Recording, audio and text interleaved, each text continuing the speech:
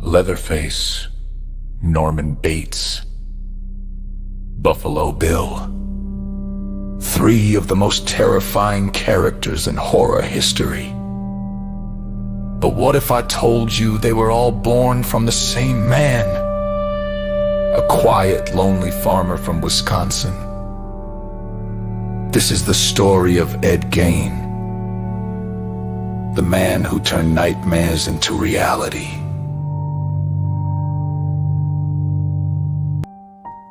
Ed Gein was born in 1906 in Plainfield, Wisconsin. His father, George, was a violent alcoholic who struggled to hold a job. Augusta, Ed's mother, was the opposite, fiercely religious and controlling. She preached that women were instruments of sin and kept Ed and his older brother Henry completely isolated from the outside world.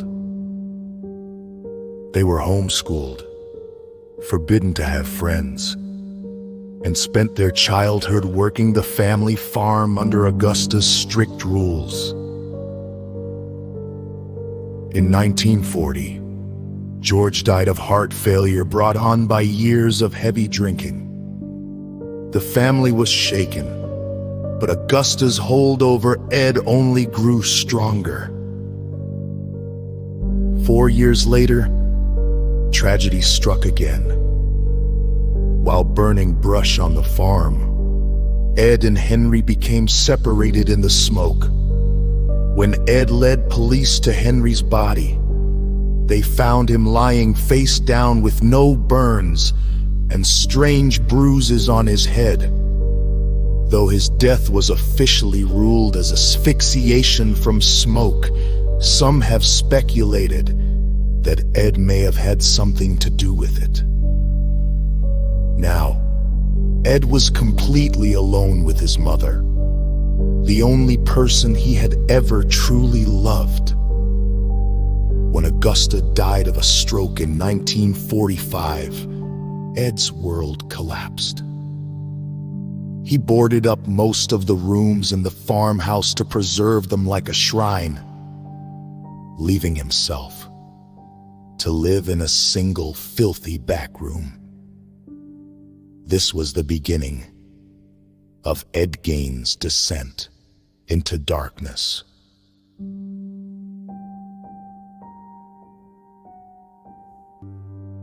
On November 16, 1957, Plainfield hardware store owner Bernice Worden went missing. She was 58 years old, a well-known figure in the small town, friendly, dependable, and a widow raising her son. Her son, Frank, became alarmed when he found the store empty and the cash register missing. Bloodstains on the floor told a grim story.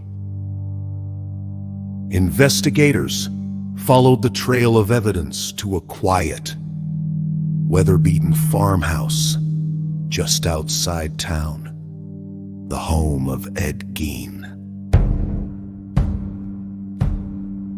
What they found inside shocked the nation.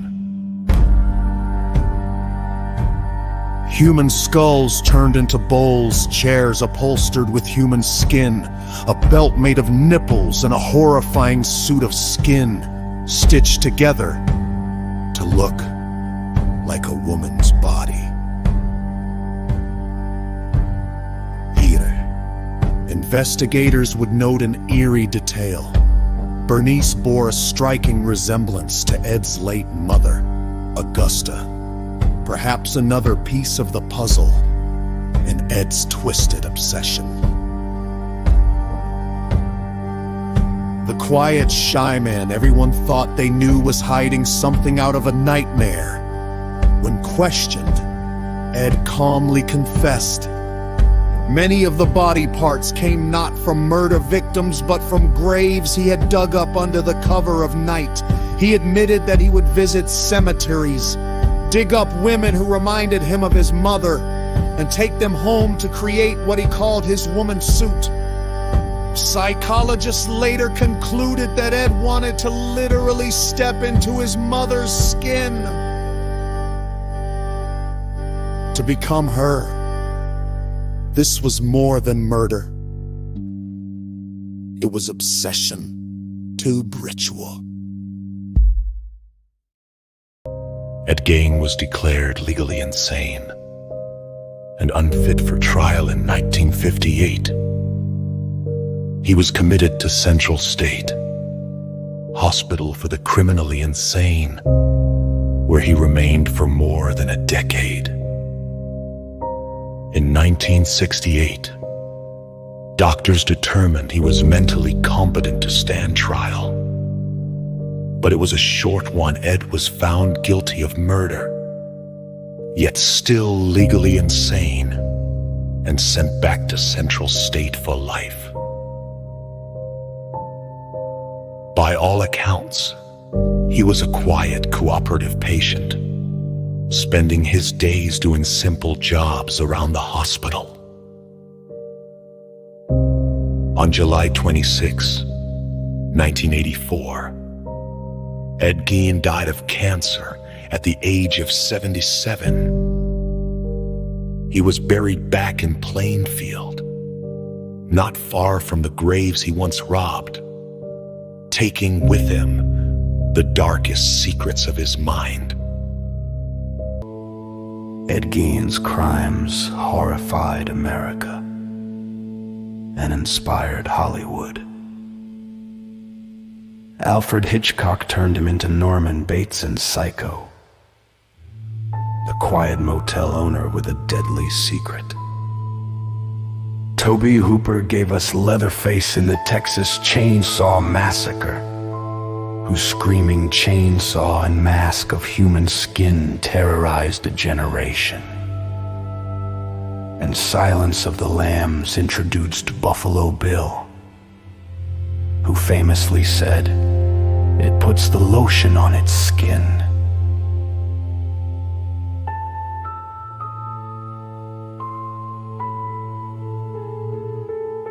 But Gein's influence didn't stop there. His story left fingerprints across countless horror films, books, and even music, shaping how we imagine the face of evil. He changed horror forever, turning the boogeyman into something real, something that could live in the house down the road. Even now, decades after his death, Ed Gein's shadow still lingers in our nightmares, in our movies, and in our collective fear of the darkness that hides behind ordinary faces.